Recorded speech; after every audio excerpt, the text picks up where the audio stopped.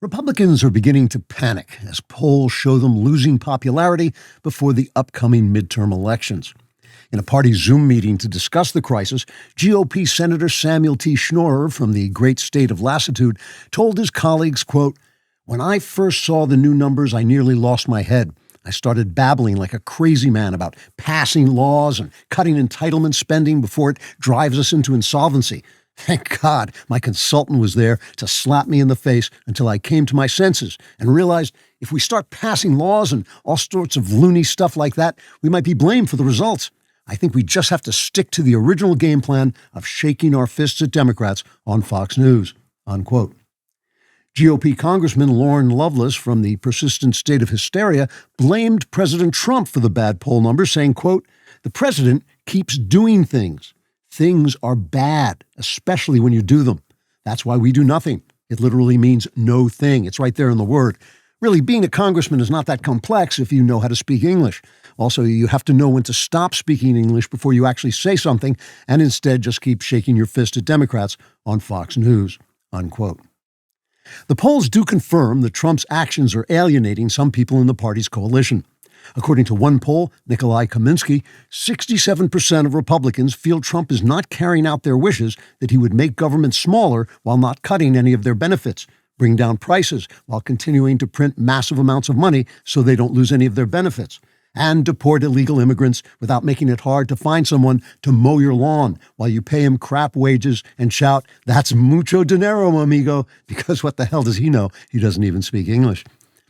According to another poll, Stanislaw Dabrowski, 55% of independent voters feel the news under the Trump administration is far too chaotic, and they yearn for the days when they could kick back in front of the TV and watch President Biden shuffle around aimlessly calling America racists while reporters marveled at his ability to lick an ice cream cone and fall down a flight of stairs at the same time. In yet another poll, this one at the Spearmint Rhino Club in Oakland, 75% of Republicans who listened to Tucker Carlson blame Trump for sending Christian men to die for Israel in Carlson's imagination. 95% of Carlson's listeners who named their firstborn sons Adolf are also angry that Trump prevented the Iranian mullahs from acquiring nuclear weapons, which would have sure come in handy the next time their pagers blew their testicles off. Finally, according to the traditionally reliable North Pole, 76% of readers of the New York Times, a former newspaper, are furious at the things they read about Trump doing in the Times, and they're deeply concerned he might start doing them in real life as well. Democrats are seizing on these poll numbers to launch attacks on the administration that they feel will resonate with the public. Democrat strategist Lilith Abadan rolled over in bed and told a reporter, quote, "Affordability was a good issue until people discovered inflation was caused by President Biden printing massive amounts of money before tripping over a sandbag, flying out the door, bumping into a little girl, and burying his nose in her hair while calling half the electorate fascist. So now we've cleverly switched to harping on deporting illegal immigrants who came swarming into the country by the millions while President Biden was falling off his bicycle and lying face down in the mud for 3 hours before anyone realized he was no longer in the Oval Office. Right now, we feel the idea of defunding ICE will be really popular with millions of poor refugees who came to this country simply looking for a better life with their 72 virgins in heaven," unquote. As for Republicans, they say they will continue to beat back the tide of unpopularity until their fists get tired from being shaken on Fox News. Trigger warning, I'm Andrew Klavan, and this is The Andrew Klavan Show.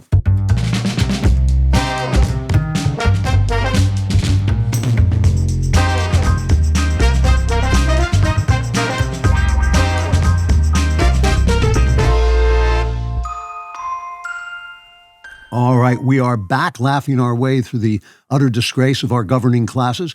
If you have not yet left a comment, let me remind you of the famous words of Rhett Butler in Gone with the Wind. With enough courage, you don't need a reputation, so you shouldn't be afraid to put up your comment wherever you watch the show, whether it's on DailyWire Plus or on YouTube or just in your own imagination, like some sick part of your imagination. Maybe it's in your dreams. Leave a comment in your dreams. We're watching your dreams, so we'll find it. Today's comment comes from Emma Gale, 1852. She says, "I'm too pregnant and emotional to watch Klavan in public anymore. Your analysis of Song Sung Blue and speech about fathers and men made me think of my dad and my husband in a whole new light. But the girl next to me at the gym was pretty concerned to see me weeping on a treadmill. Well, I love that. And it brings to mind a picture of me, making pregnant women weep on treadmills and like gyms with women flying backward off the treadmill as it hurls them through the air. So that will be my legacy. He's the guy who wiped out all those pregnant women. But anyway, thank you for that. Let us get directly to today's episode, How We Fight. I want to continue talking about what I was talking about last week, so I'm going to do a brief recap as if we were on Netflix, but without the homosexuality. America is. I was talking about the fact that America is in a time of great transition, and most of this just arises naturally from the fact that my generation, the Boomers, are passing away. I'm hoping they won't take me with them, but I'm afraid they might. And our generation was often wrong-headed, but we were competent. We knew how to run, fix a car tire and things like that. And so a lot of the things we did in office and powerful Boomers did in office actually worked even when we were doing the wrong thing. So we've had one major attempt to go past the Boomers with a new, younger president, which was Barack Obama, and he looked like he was perfect for the role. He was the post-racial future. He was going to forgive, let bygones be bygones, and the racial, sniping was going to end. And no, that's not the way it turned out. He was a sinister socialist and racist disaster. He destroyed our healthcare systems, promoted Iran, and turned us against each other for racial reasons to hide the fact that all of his policies were failing. But people did catch on because while they liked him and didn't vote him out of office, they voted out every other Democrat in the country. So we have now returned to the old guys with Biden and now Trump, which is obviously, as Biden taught us, a temporary stopgap since eventually the Boomers will go out the door. I hate to break this to myself, but in fact, it's true. Now, at the same time that was happening, we had this incredible transformation, this technological transformation, which was the internet and the proliferation of information outlets, which undermined this carefully built monopoly that the left had on the engines of culture. So this leaves us in a fight for who is going to get control of the culture. At the same time, we fight for who is going to get control of our politics. And the battleground of the cultural fight are the media, an information high ground like the academies, the news media, and the arts, and the left, who have been able to strangle dissent for maybe 30 years and competition from the right by blacklisting us and demonizing us and labeling our love of liberty and family and country as bigoted or phobic or authoritarian. They've really had a lot of power to shut us down and make us feel like, I can't say anything because I must be the only person who thinks that socialism is bad because they made it sound like that. They made you feel like that. And so they are now threatened by losing that monopoly. Almost everything people say is not the only way to look at our politics, but it is a very important way to see our politics as part of this battle for control of the culture, the news media, the academies, the entertainment, outlets. This is on the left. Whenever you hear people saying we've lost our shared reality, what they mean is we're losing control of dictating what that reality is. And when they say, this is misinformation or hate speech, it's simply an attempt to brand anything that undermines their informational power by bullying us into silence. And they are losing it. They are losing that power, which is why the re-election of Donald Trump, despite every cultural lever they pulled, they used the courts, they used the TV, they used entertainment, they used everything they possibly could. They had everything. They had all of the high ground, and he still won, and basically proving, as I said on the night, as I realized on the night, that there were information sources that were replacing them, and people had stopped trusting them, and they had lost the faith of the people. The people were no longer going to eat that slop without even thinking about it. So it was a real trauma for them. And then you have the renegade right. You have Tucker Carlson and Candace Owens and Nick Fuentes telling you that no, they've got the inside story. They understand the real conspiracy. They don't have any evidence, but it's coming. The evidence is coming, but they get the real conspiracy. And by the way, it's the Jews. You never would have thought of that. They are taking advantage of the fact that the mainstream outlets have lied to you. So you don't know who to believe, you don't know where to go for news, and you know that they've lied to you so that they could do things you didn't want them to do, like open the borders while they sat there with that bland smile on their face saying the borders are secure.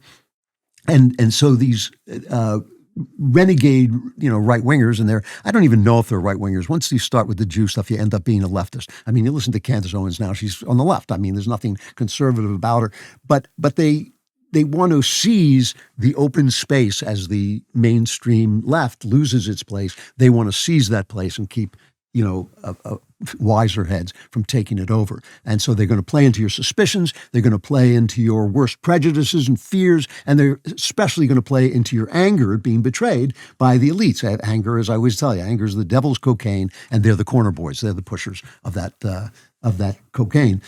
So here on this show, on this little island of the Andrew Klavan Show, we're dedicated to one thing, and we've been really open about where we stand. We believe in American liberty, which requires reverence for our founding ideals and adherence to our constitutional principles, and a humble acceptance of the reality of a God who looks suspiciously like the God of the Old and New Testaments. And that's basically what I pitch for. And if that's not enough to get your juices flowing, you got to go elsewhere and buy the cocaine, because we're not selling the cocaine.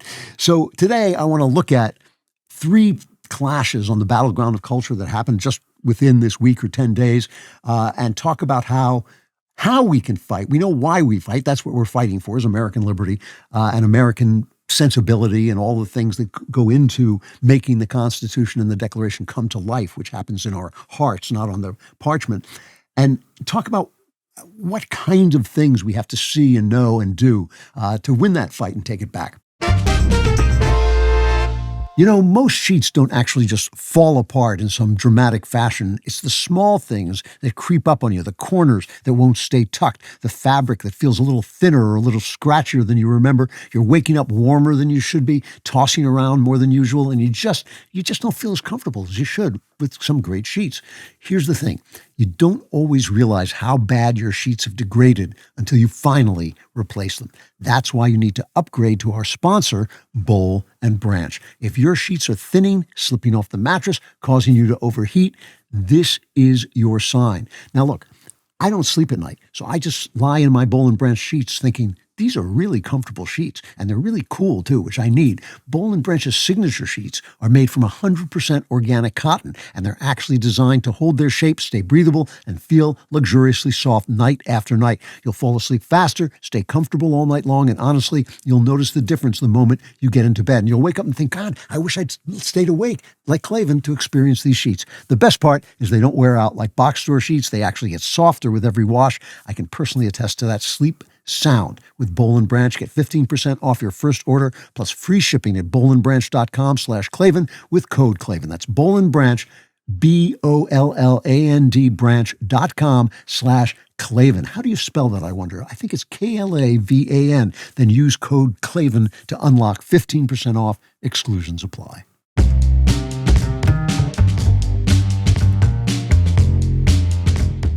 Chapter 1, Po Po Wapo. I want to start with this because I like to keep things light and I like to laugh, and this is hilarious. I had a little more than a week ago, the Washington Post laid off almost 30% of its workforce, including 300 of its 800 so-called reporters, saying they were simply just losing too much money to go on the way they were going, which means their international news, sports news, and local news will almost vanish. And I believe, I said this last week, I believe these people will ultimately be replaced by a better, more mixed staff. It's like 20 years ago, I wrote a piece in the LA Times saying, hire some conservatives if you don't want to go down this drain, but nobody listens to Andrew, so that they didn't listen, but I think they'll do that now. I don't think they're going to go on as a penny saver like this.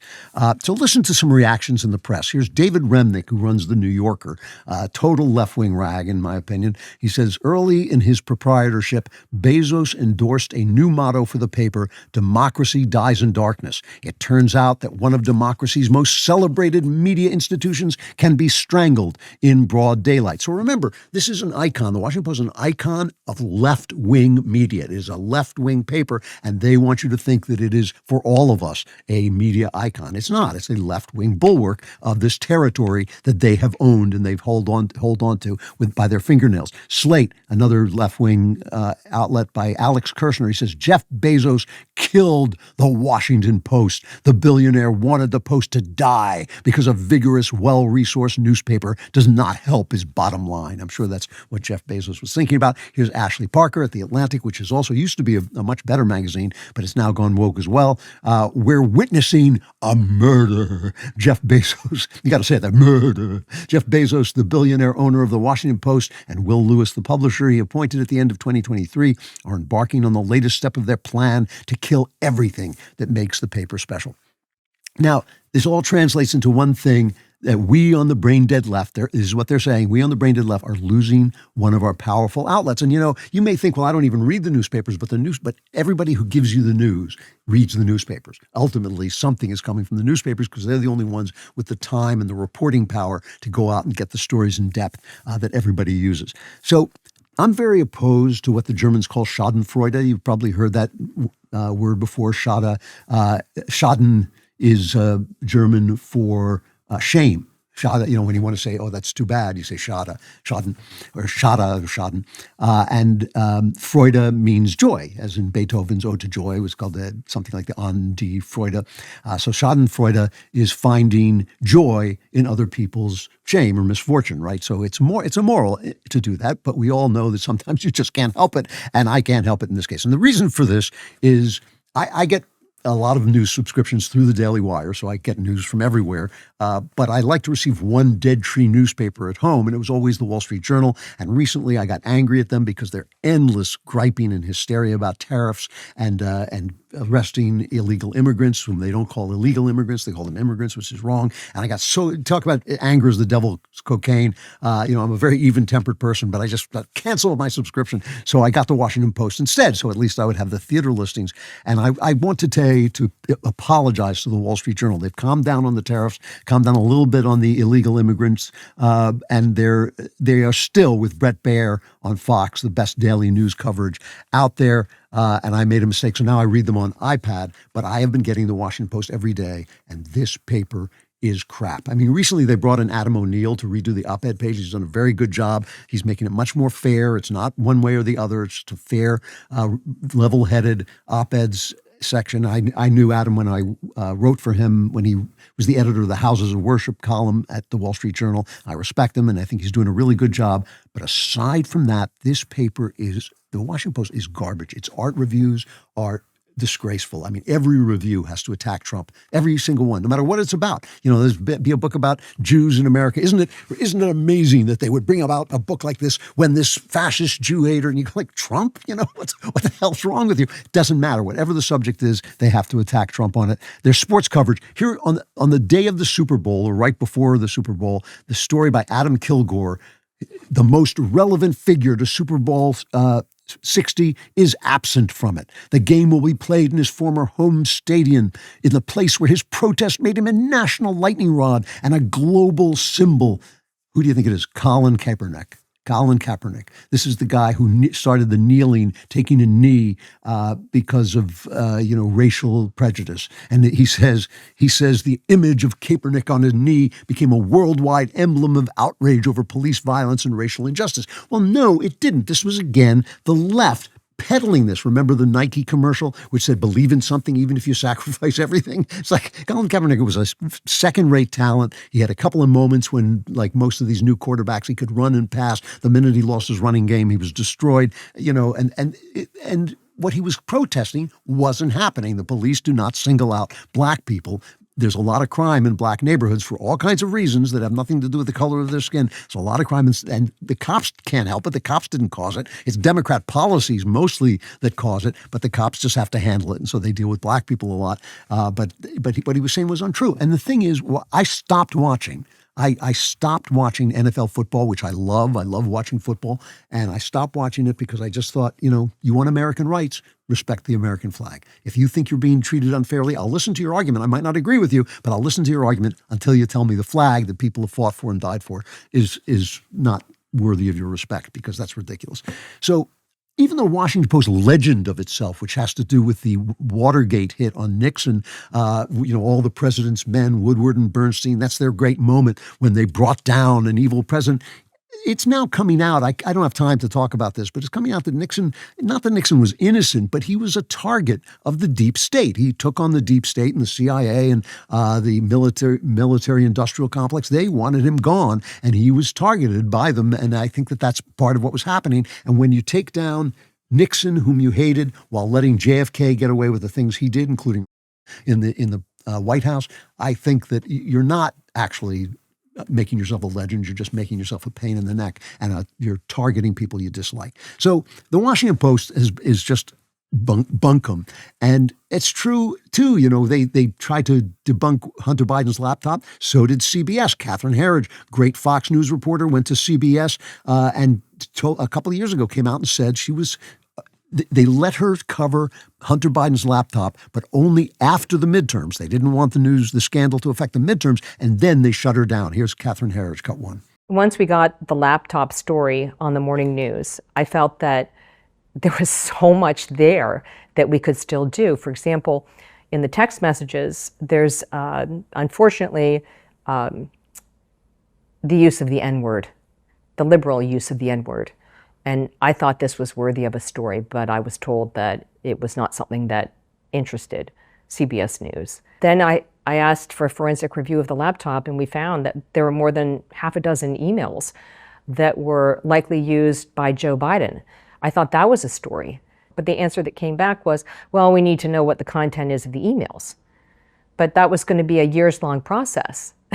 So there was no way. So there were a lot of reasons I was told not to do it, not to pursue it. So, they're covering up for Joe Biden and for Hunter Biden because Joe Biden was involved in a lot of that corruption. New York Times, same thing. They beefed up the Russian collusion hoax. And when that fell through because the Mueller report found that there was no Russian collusion, they held a meeting in August, the staff in the newsroom in Dean Baquet, August 2019. And Dean Baquet said, don't worry, we're going to move on to calling Trump racist now. We're going to cover him from a racist point of view. And that moved on to become the 1619 Project. And of course, the George Floyd riots, which the New York Times and all leftist outlets promoted as mostly peaceful protests against the evil of the police, which was just all nonsense. Nellie Bowles' memoir, she's the one who's married to Barry Weiss, who's now taking over CBS, and her memoir talked about how she wanted to cover the riots in Seattle, which, Seattle was taken over by leftist thugs. And she said, I ran into a colleague at the New York Times. She was a financial reporter at the New York Times.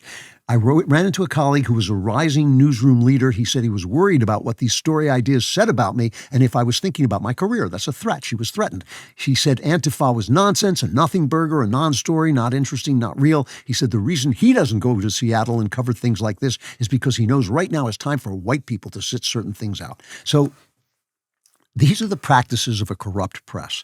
These are the practices of a press that thought they would never be taken down, that thought their domination, their monopoly on information was going to stay forever. I told you this during the pandemic when the George Floyd riots happened. I said they think they've won. They think they're never going to be taken down. They're wrong. Well, now it's happening. I mean, the other day there was a mass shooting in British Columbia, Canada. I'm sure you heard this. And the police came out and said, it was committed by a gun person.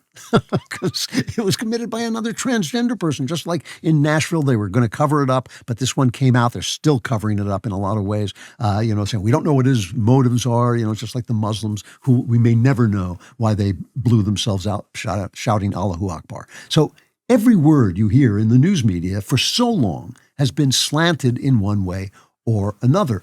And the mainstream media isn't dying because of technology or because, Jeff Bezos is mean or because of Donald Trump. The job of a reporter is to report the facts. And it's not to sell an ideology unless the ideology is fully identified. That's why I don't pick on MS Now, as they call it, MSNBC, because they come out and say, we're crazy leftist people, and here's the crazy leftist news. And I think, okay, I can live with that. But if your slogan is all the news that's fit to print, and you print all the news that fits the narrative, if your slogan is democracy dies in darkness, and then you turn off the lights so nobody can see, you are not doing your job. All your complaints, all your Jeff Bezos, murdered the Washington Post, all your Barry Weiss is mean, all lies. You did it. You did it to yourself. You lied and lied and lied. You're corrupt. You are corrupt down to your toes. And I got one thing to say to you, and it's cut two. You're fired. You're fired. You're fired. You're fired. You're fired. You're fired. You're fired. You're fired. You're fired. You're fired. You're fired. If I didn't have to move on, I would play that 300 times. You know, the holidays can completely wipe you out. I'm sure you've had that experience, the travel, the great food, and then you're up at night, partying and all that stuff. It's tough to get back into your routine.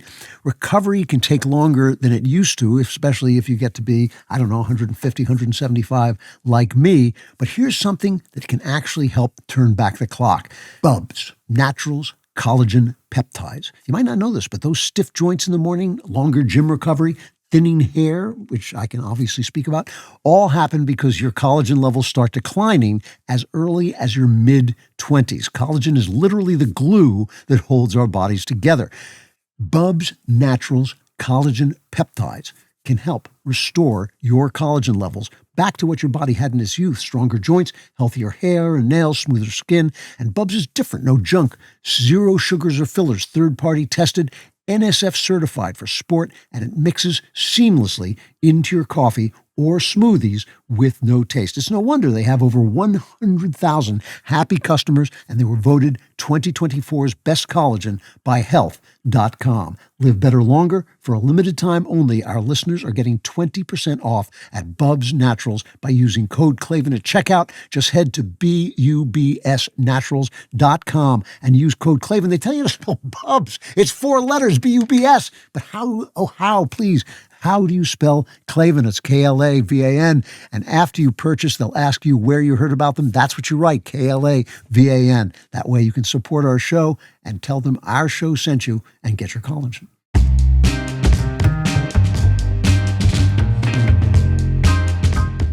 Chapter 2, Bad Bunny's Bad.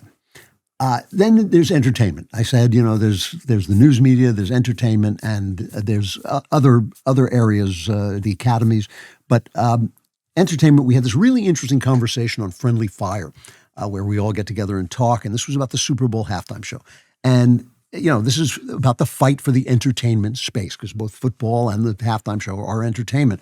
And I never watched the halftime show. First of all, because I'm male and I just don't care. But also, I don't like pop music, so I have no way of judging whether the show is good or bad. I mean, I can only do what most conservatives do, which is judging art by what it says, what they think it's saying. And that is not how actually you judge art. You judge art as an aesthetic thing. So a left-wing piece of work can be very good. Usually, if it's very good, it will tell a truth that will be conservative, because conservatism is just about the truth.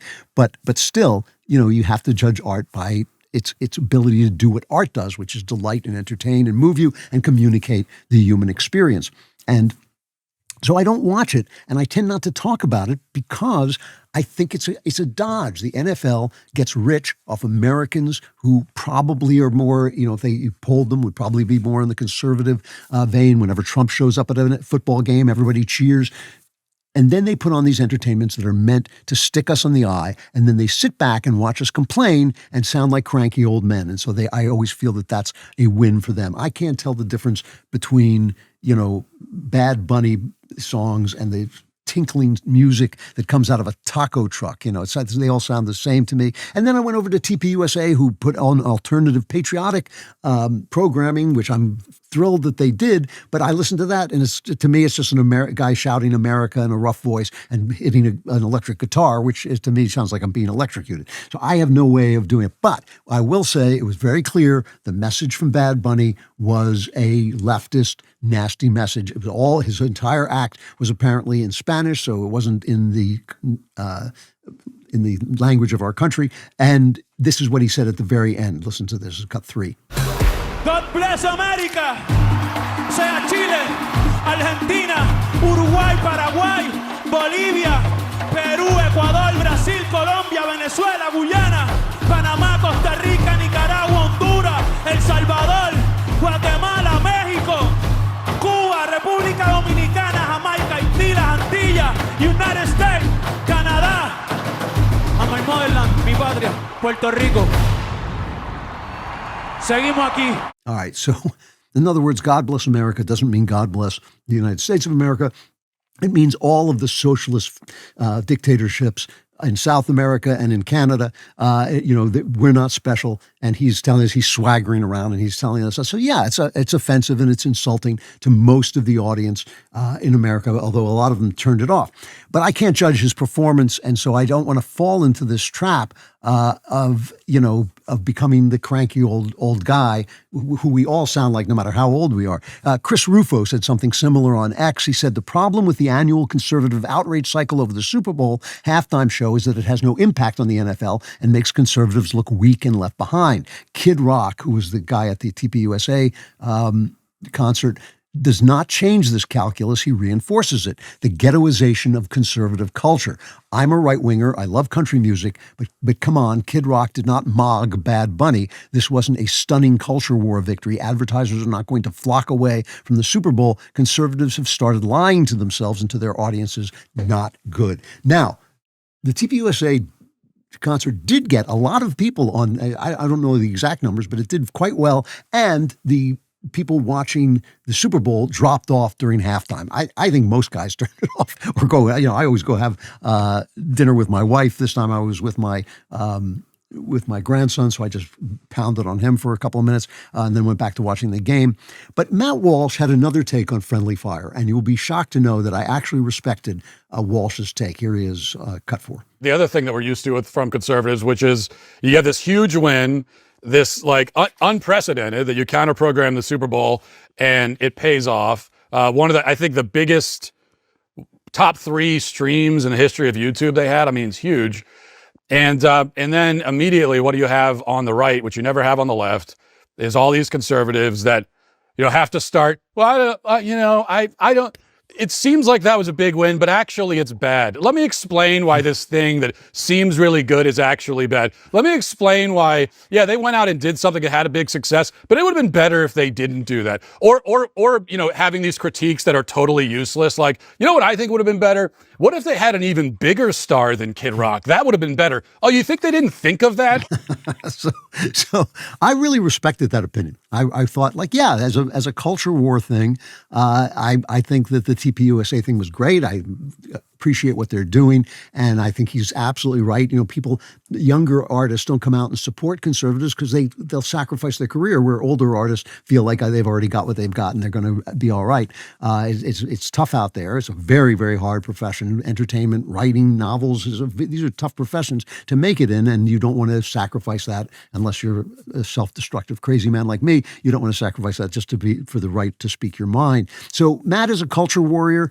He's a great samizdat artist. His films are terrific, samizdat, and I'm just an artist. I just want the arts to be the arts. I want the arts to stop being propaganda because it kills them, because they're dead, because they're ugly and stupid and small-minded. I don't want that. I want all different kinds of people to create art. So I respect his warrior strategy, but I'm after something different. There was one thing that Chris Rufo said that I did disagree with. He said, I used to think the problem was conservative billionaires don't care about culture, but over time I realized that the problem is not with capital, but with both the supply of creatives and the demand. There's an audience of cultural production. There's tons of money sloshing around with nowhere to go, and even if we had great artists, it is not certain that they would find an audience. I disagree with this because I think it's short-sighted. If you build it, they will come. I've talked to billionaires a lot and made speeches before billionaires, and he's absolutely right. They are willing, but they don't know where to put the money because they're not artists. So they'll come up to me and say, can we give you money? And you'll be shocked to know, probably not that shocked to know, I say, no, I don't need your money.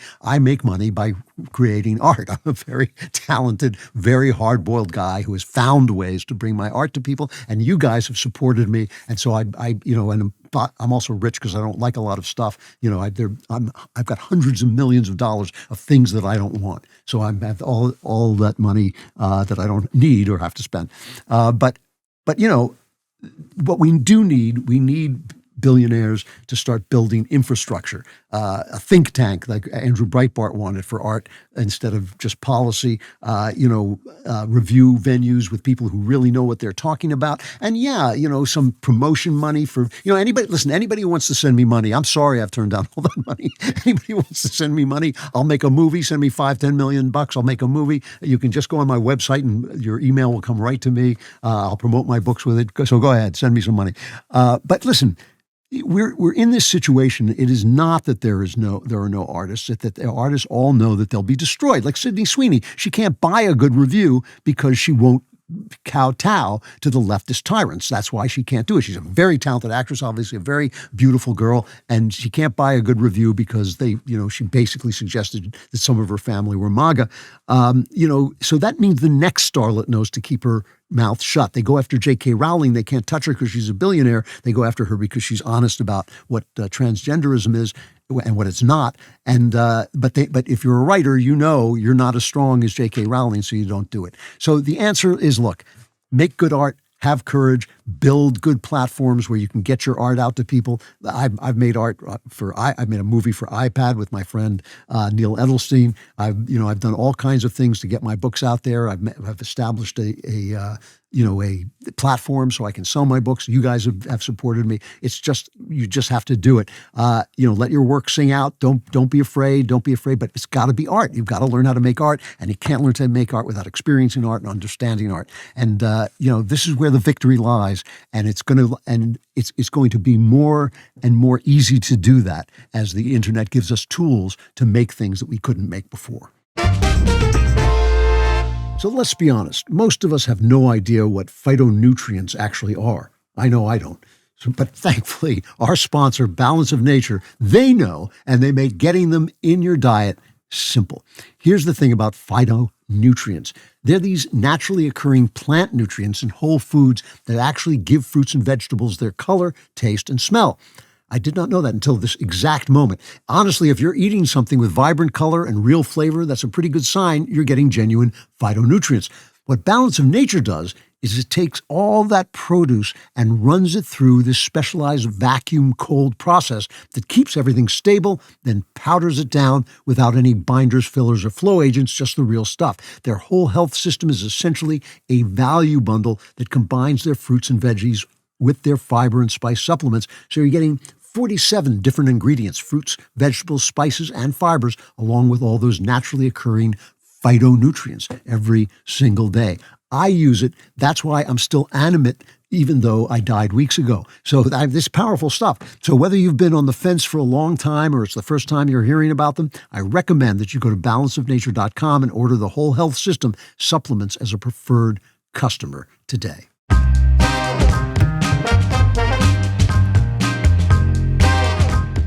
Chapter 3, For God's Sake. My priest taught me that this means for God's reputation. When it says do something for God's sake, it means for God's reputation. That if, in other words, this is a lot in the letters, the epistles of Paul, when he says, obey the civil authorities and do all this stuff. He wants to make sure that you don't misrepresent God, that you don't show people that God means you're going to be a ruffian or you can do whatever you want, you can lie or cheat or steal. That's why you want to behave in a way that people respect, because you are selling God. You are the emissary of God. And, I think about this a lot because the biggest hit on me by people who like the show is they say, well, he says a lot of good things, but his Christianity is heretical or it's wrong or it's mistaken. And there's truth to that if what they mean is that my reading and study of the Bible sometimes causes me to contradict what this church or that church says Christianity should be. My faith consists of a living relationship with Jesus Christ as I know him through scripture and prayer and study.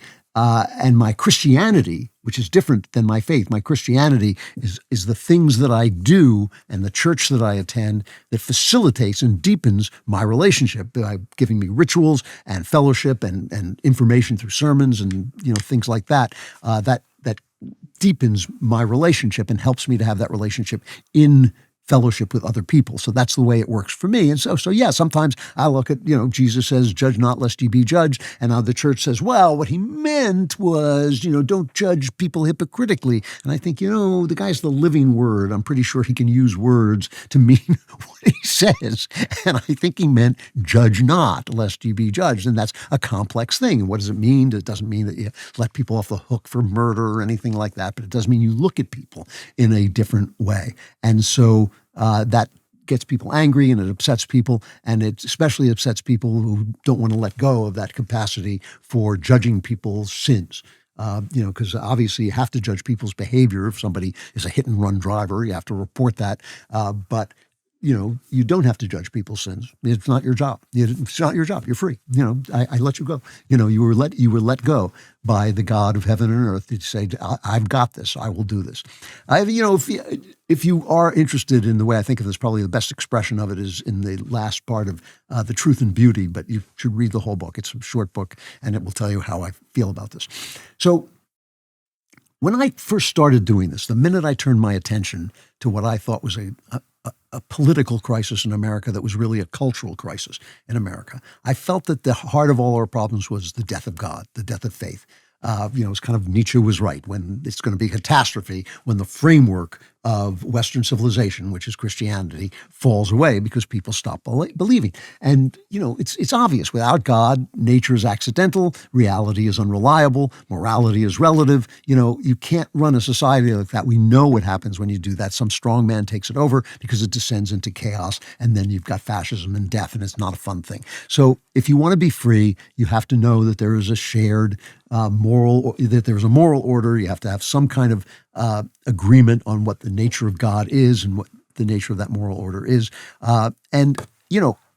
It's delicate because God has made the world, so you have to choose. He wants you to be free, and so he's made the world, so you have to choose whether you're going to have faith or not. He doesn't prove himself to you. He's not amenable to proof. He's not there to be proved or disproved. He simply says, look, which is it? Is there a difference between giving a beggar bread and curb stomping a child to death? Because if you think that there is somehow an objective morality, you cannot construct that. Trust me, I tried to do this for 40 years. You can't construct an objective morality without God. Either the world assembled itself accidentally, like wind blowing through a junkyard and constructing a 747, or it was made by a mind. And, like everything else that was made that has a design, it was made by a mind, either there's a man and woman inside each of us who we are supposed to be in order to fulfill God's will, but we haven't become that person yet, but we're striving toward it, or not. You're just a sort of materialist act of flatulence out of the backside of the universe. Those are your choices, and you have to decide. So this week there was a hearing of the White House Religious Liberty Commission on anti-Semitism. And as you know, I believe that anti-Semitism is a hatred of that God because it was the Jews who brought us the Jewish God and allowed everybody to share in that through Jesus Christ. And so I believe that the uprising in anti-Semitism is a rebellion against God. Not that you have to like this Jew or that Jew, not that you have to agree with everything Israel does. None of that stuff. It's simply if you're filled with hatred and obsessive hatred, like Candace and Tucker and Nick, if you're filled with obsessive hatred, you are in rebellion against God. So Carrie Prejean Bowler, I believe her last name is pronounced, is on this commission, is on the Religious Liberty Commission appointed by Donald Trump. And if you don't recognize that name or you think you do, she was a beauty queen. She was Miss California and she was in the Miss USA competition. And Perez Hilton, who, if you don't remember him, he was this Hollywood gossip guy, was flamboyantly gay during the questions where he was a judge, one of the judges in the contest. And he asked Carrie about same-sex marriage. And she said, well, in America, each person gets to choose what they believe, but I believe that marriage is between a man and a woman. I'm paraphrasing, but that's basically what she said. And of course, it was the Inquisition. She was tormented. She was hounded from pillar to post. She had to say, oh, yes, I would meet with gay people. But that was a brave thing to do. And it was the thing of integrity to do. That was what she believed. And shame on the people who shamed her. So she has, some based credentials, I think. But unfortunately, she caught this demon bug that's going around. She became a Catholic a year ago, and somehow their version of Catholicism is not the one that I believe in. I'm an Anglican Catholic, but still. And this thing with anti-Semitism, it truly looks so much like demon possession that I wonder if that is what it is. She arrived at this hearing wearing a Palestinian flag pin, and she started to interrogate the panel on whether anti-Zionism was anti-Semitism. See, this is the selling point. Oh, you can't say anything about Israel or you're shut down by being called anti-Semitic, right? Now, if Zionism means support for a Jewish state, then I'm definitely a Zionist. I support a Jewish state. But I don't think it's a religious obligation, as far as I can tell. I mean, look, when I read the Bible, it seems to me the Bible supports it. God promised this land to the Jews. Isaiah prophesied that they would return to this land and that remnant would be important in the history of salvation. And it seems to me the Bible supports Zionism, but I don't think it's an obligation. I think you're free to read the Bible in different ways and still. But I don't think it's an obligation not to be a Zionist, a Christian obligation not to be a Zionist. As I say, I am, and I do believe it is a godly thing, but that's not the point. So she goes in with this challenging thing. Are you saying we can't criticize anti-Zionism, all this? And she got slammed by this guy named Rabbi Ari Berman, who challenged her on this. And here's that exchange, cut 5. One does not have to support the specific policies of the government of Israel, but to not support the right of Israel to exist, which is what anti-Zionists do, while not taking that same stand to the 28 Muslim countries and 13 Christian countries in this world, is a double standard, is hypocrisy, and is absolutely anti-Semitism. I think it's also important that we not make Islamophobic remarks while we're here today. I would appreciate that. I just want to say, God forbid was anything like that said. But if the Jewish people are the only people that you deny the right to have its own state, that is absolutely a double standard, hypocrisy, and anti-Semitism. Well, as you know, I'm a Catholic, and Catholics do not embrace Zionism, just so you know. So are all Catholics anti-Semites? So this is my audience, so you're smart enough to hear the dishonesty in that response. You know what the rabbi said was absolutely true. If Israel is the only place that doesn't have the right to exist, then what about all the Christian, as he said, and Muslim countries? He says, well, it's Islamophobia. Why do you hate all Catholics? You know, I mean, that's McCarthyism. It's ridiculous. And the other thing, she went up against Seth Dillon from the wonderful Babylon Bee, and Seth, I mean, it was a bloodbath. It's got 6. I would really appreciate it if you would stop calling Candace Owens an anti-Semite. She's not an anti-Semite. She just doesn't support Zionism, and that really has to stop. Okay. Yeah. I don't know why you keep bringing her up and Tucker. Well, because they're the two most famous anti-Semites. There you go again. Yeah. Everyone's an anti-Semite. Everyone's an anti-Semite, I guess. So if you don't support Zionism, you just said you're not an anti-Semite, yet Candace is an anti-Semite. I think she goes far beyond not merely supporting Zionism. She calls Jews the synagogue of Satan. She denigrates anyone who, she often uses the word Zionist and the word Jew interchangeably. At one point, she slipped up and used the word Jew, and someone said, oh, you're not saying Zionist anymore? She's like, no, gloves are off. So do you think saying Christ is king is anti-Semitic? No, Christ is king. Amen. Christ is my king. He's the king of the universe. So that's what started the whole thing with her, right? See, it's not the whole. Again, just dishonest. This is done to me almost every week. Somebody comes out and says that I have said that Christ is king is inherently anti-Semitic. I said exactly what Seth Dillon says, and he goes on to say exactly what I've said, that Christ is king of the universe and king of my life. But you can use that as an anti-Semitic way. You can use anything, weaponize anything, right? It's basically like saying you're against the cross of Christ if you're against burning it on somebody's lawn. That's essentially what that is like saying. It's just despicable and dishonest. And I'm sorry, because I always admired Carrie Prejean for what she did in the beauty contest, but I think she has gone down a very bad road. And then on the other side, there was this the governor of Kentucky, Andy Beshear, who's apparently going to run for president.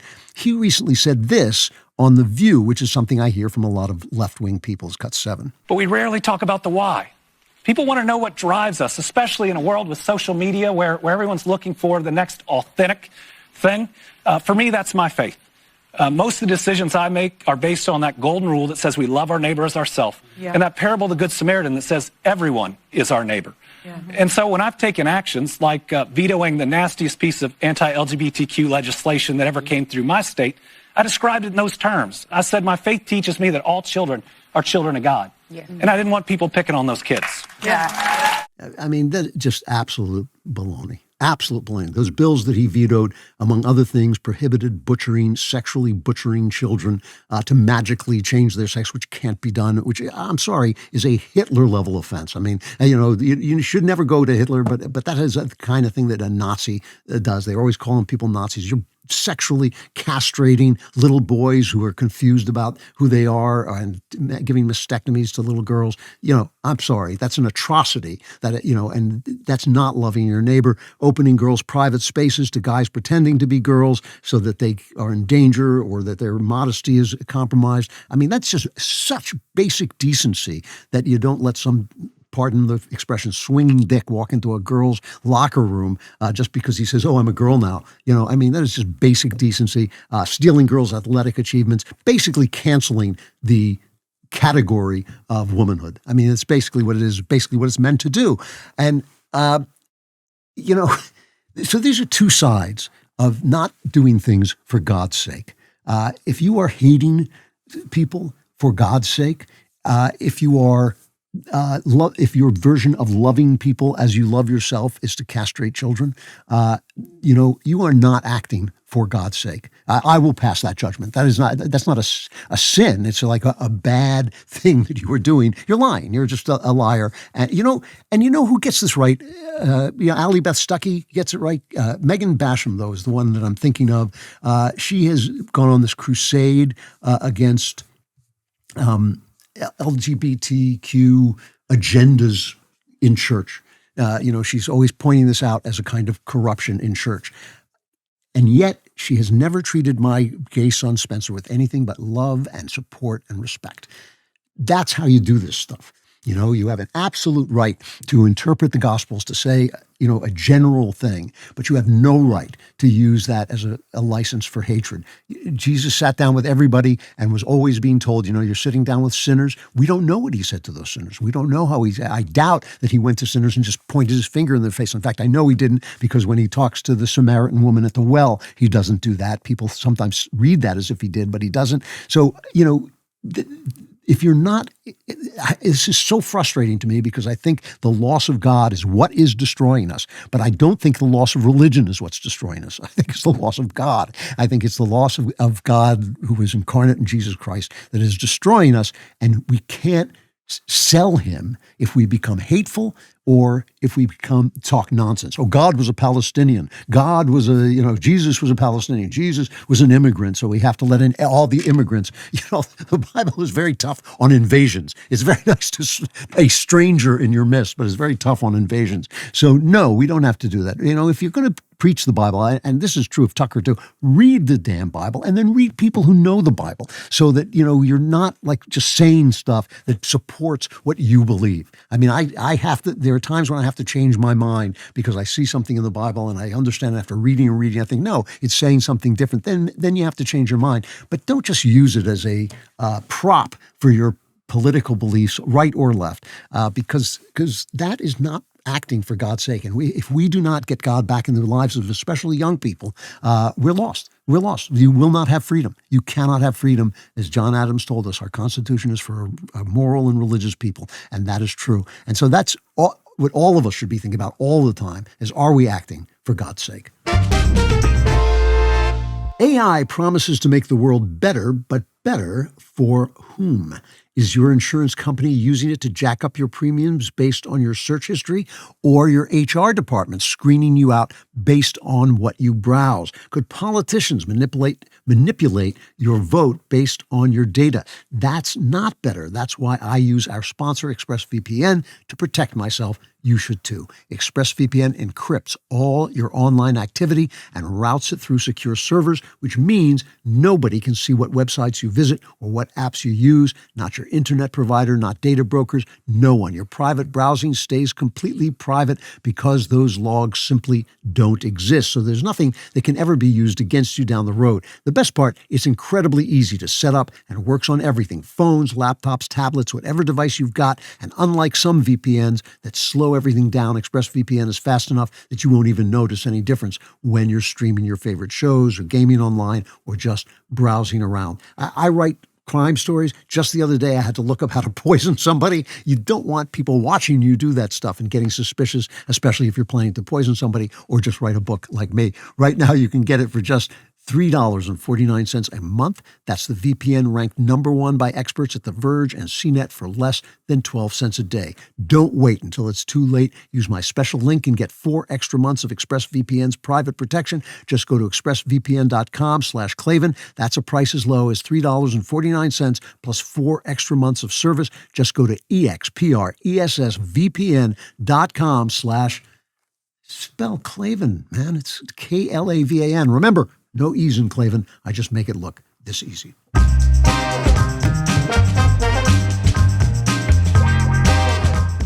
Final chapter, rules of engagement. So look, transitional periods like this usually end with a person of strong personality redirecting and recongealing the scattered energies of the nation through the power of his vision. And these can be bad guys like Mao and Hitler and Lenin, but they can also be good guys like George Washington and Queen Victoria and Ronald Reagan, who sort of readjusted the way that people looked at things. And I'm not sure yet about Donald Trump. He's obviously a tremendously powerful personality. I'm not sure he's coherent enough to bring people together around him. I don't know. But I certainly admire his honesty and his patriotism and his fearlessness. I think those are all inspiring, and those are certainly things that we can use as we make this transition so it doesn't become a transition into a nightmare. And I think there are certain things we have to understand in this information crisis as we are bathed in false, information and true information with no way to tell the difference and no elites whom we can trust. Number one thing is truth before ideology. Truth before ideology always. If you have to lie or obscure the truth or look at one fact but not another to sell your ideology, change your ideology. If you can't admit that Trump does bad things or that, sometimes conservatism has its problems or capitalism has its problems, change your ideology. If you can't admit the truth about what you believe something else so you can stick to the truth. When the New York Times says we shouldn't cover the riots in Seattle, when the Washington Post says the police targets blacks for violence, when CBS says bury Hunter Biden's laptop, no, change, you're fired. Change your ideology. And this is true on the right as well. And I would also say, by the way, just as a kind of corollary to that, if you have to do evil to achieve the goals of your ideology, change your ideology. You can't murder your way to paradise. A second thing is you have to understand, and this is really important, and I hate to say this, but I'm speaking to women more than men, but still, this is for everybody. Stories are not generalizations. Stories are not illustrations of a general point unless they are. Stories are not illustrations of a general point unless they are, because for the simple reason that individuals don't scale.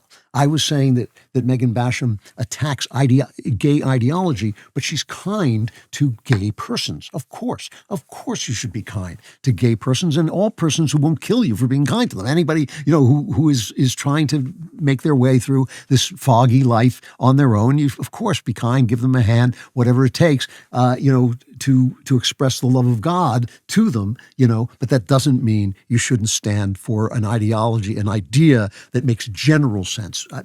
Persons don't scale. Individuals don't scale. So when you read the news, when you're consuming news, a story about a kindly illegal immigrant is not an argument for letting illegal immigrants into the country en masse. And a killing by an illegal immigrant is not necessarily an argument for keeping them out. I mean, illegal, the word illegal, it may be an argument right there because we should have laws that are obeyed or we should change the laws. But this is the way that the media works. And here's a lovely transgender boy, and he's so sure that he should be a girl that even though he's only 10, is like, no, I'm sorry, no, that does not actually get at the heart of the problem. And this is the way it works. And again, I may have compassion for a black kid who is sucked into the gangs. I think it's really easy for that to happen, and it's amazing it doesn't happen more. It only happens in a minority of cases. But we're sucked into the gangs. But if you're sucked into the gangs and become a criminal, you got to go to prison. That's the way it is, because otherwise everybody will become a criminal, as we see when the left takes over the courts and defunds the police. Stories. I'm a storyteller, a lifelong storyteller. It's what I do for a living. They give us fresh, surprising glimpses of life that should help us become more broad-minded and more tolerant and more compassionate, but that doesn't mean they always illustrate some larger assumption that works at scale. I talked about Anna Karenina and the wonderfully compassionate depiction of an adulteress, but also about the fact that she lives in a world where she lives in a moral universe where that's a sin, and the sin will be paid for in the end. As I say, women are particularly susceptible to this. The brilliant Angela Frank, who I interviewed a couple of weeks ago, she wrote this book, Body and Identity, and she said one way to define a woman is as somebody who has a capacity to make room inside themselves for someone else, in other words, a baby. And she said that also has an emotional component, that you have the capacity to make room inside yourself for someone else. And that is usually one of the most beautiful things about women, one of the things that make good men awestruck in the presence of true and good women. But it also is a weakness. It can be a weakness if you let people tell you stories that make a little tear run down your cheek, and then you do something stupid like let 1 million illegal immigrants into the country to stay. Thirdly, and this is actually the thing I want to talk about most, I'm running out of time, but just I want to say, beware the zeitgeist. And that's another good German word. Zeit means time, and Geist means just what it sounds like, ghost or spirit, right? So Zeitgeist is the spirit of the time. The zeitgeist is what we're fighting for. This is what we're battling over, because the zeitgeist has the power to change minds, no matter, even if you disagree with it. People, when they say shout your abortion, that's the zeitgeist polluting somebody's mind. That is a zeitgeist. When I say good women have abortions, what I mean by that is the zeitgeist has made it impossible for them to see what they're doing. Just like it made it hard for George Washington to fully understand the evils of slavery, even though he was a great man who gave everything for liberty, right? That's how powerful the zeitgeist is. That is what these tools are for. When I talk about the academy, when I talk about entertainment, when I talk about the news media, they are for creating a zeitgeist. And the zeitgeist we have is polluted, it is decadent, it is filled with death and the love of death. And so, this is why they use words like, a woman's health care for abortion, or why they, use different words.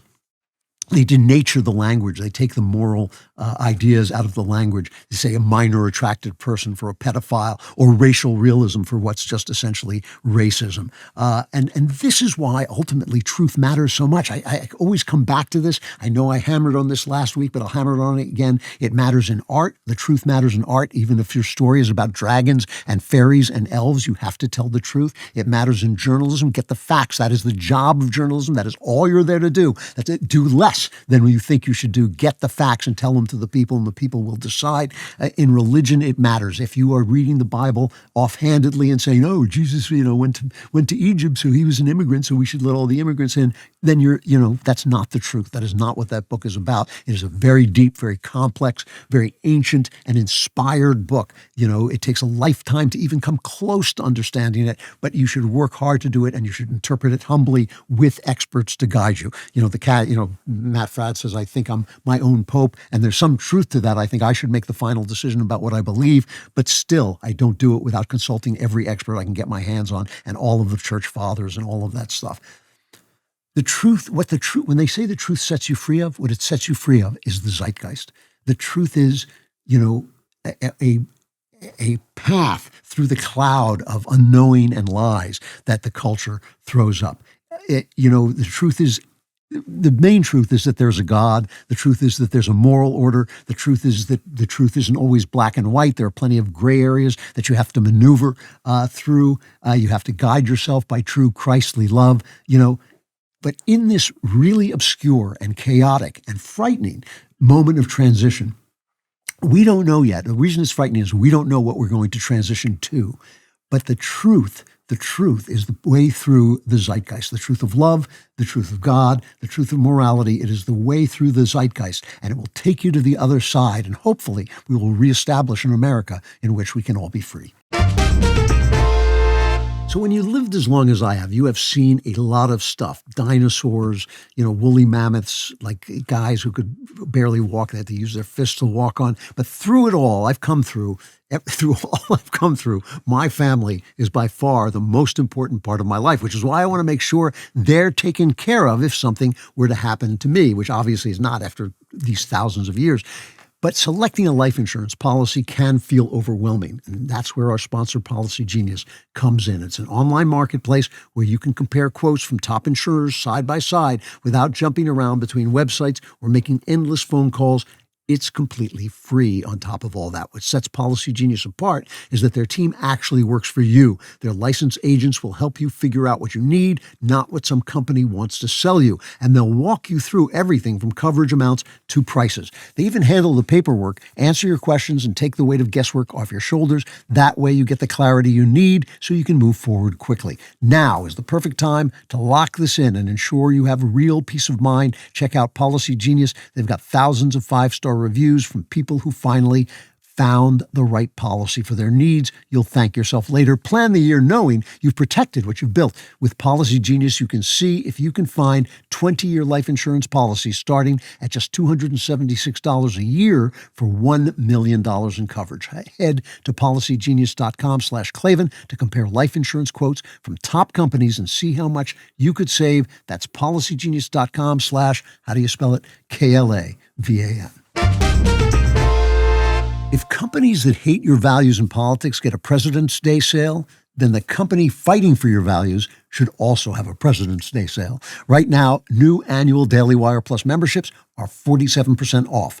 Uncensored DailyWire shows, serious investigative journalism, breaking news, live chats, full access to our entertainment library, including new releases of Bar Fight with Michael Knowles, Real History with Matt Walsh, and the Season 2 premiere of Ben After Dark. Join now and save 47% at DailyWirePlus.com.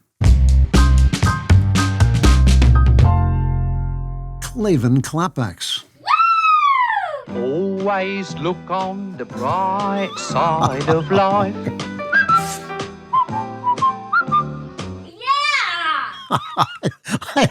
It's the drugs, folks. I don't know what to do about it.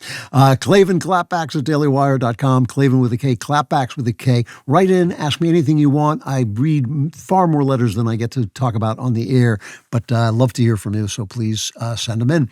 Klavan clapbacks at dailywire.com. This is from Anonymous. He writes in a lot. He says, Dear Bald. He doesn't even come up with like a nickname for it, just Bald. Dear Bald. He says, I'm single, 28 years old, and about to graduate from graduate school. I'm friendly, and I often hear, when will we hang out? Where have you been? From my classmates, I notice a trend in my life where there seems to be a mismatch where people want to spend time with me and I do not want to spend time with them.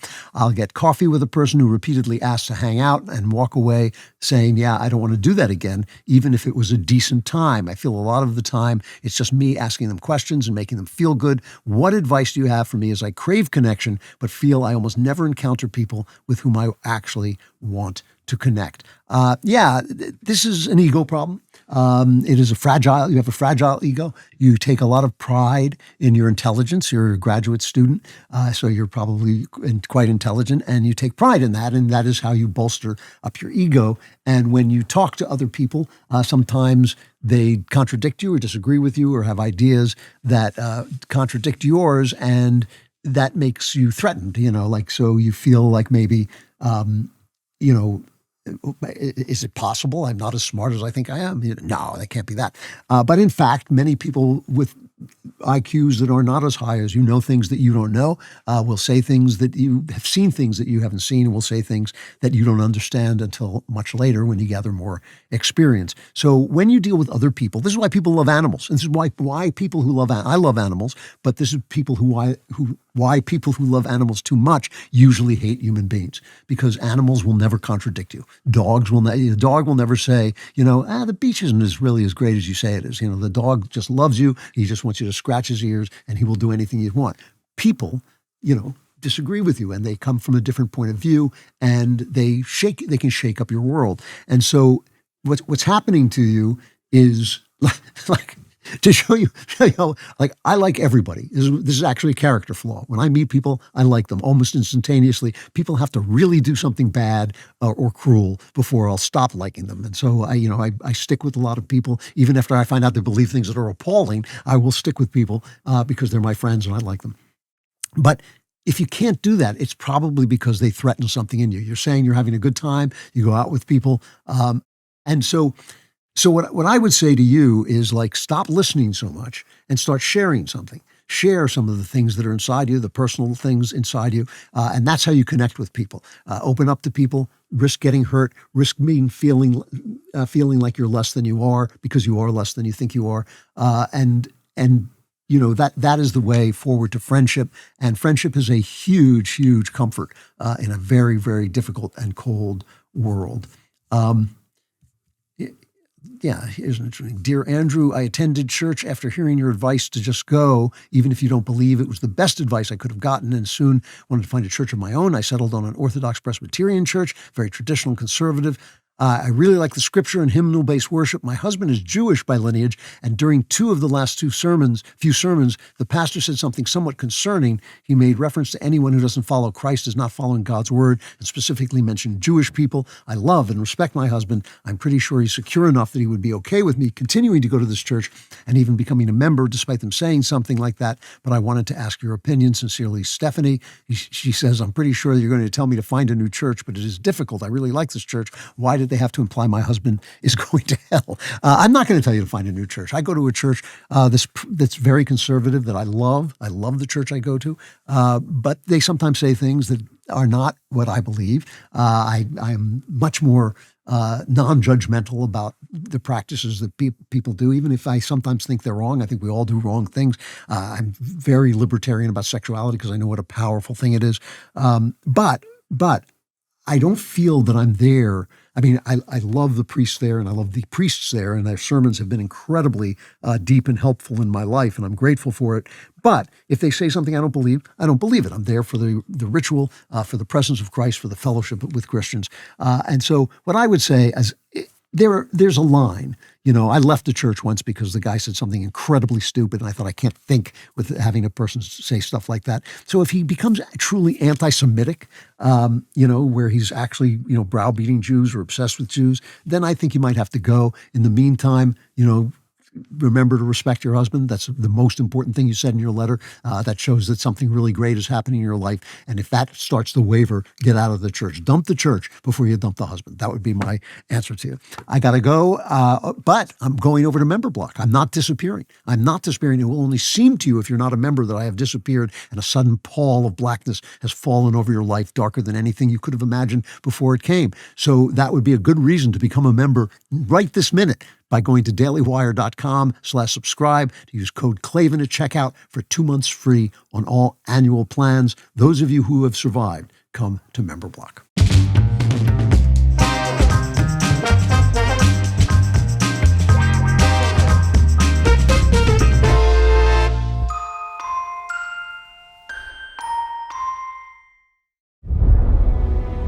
What was it like, Merlin, to be alone with God?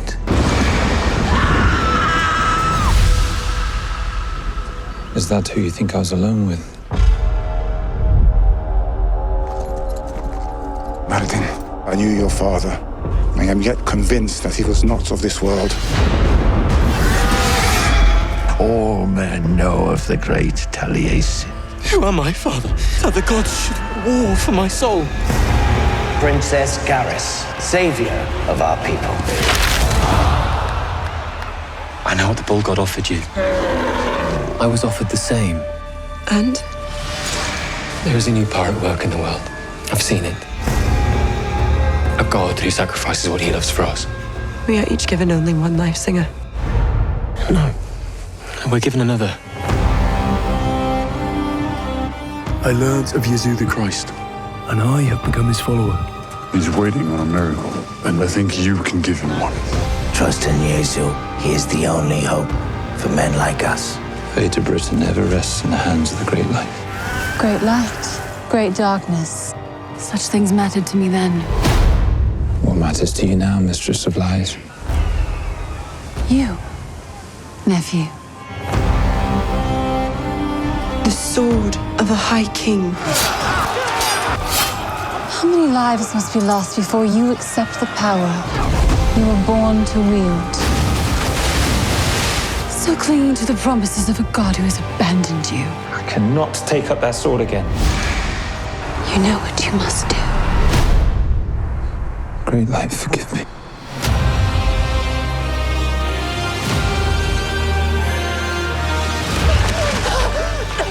The time has come to be reborn.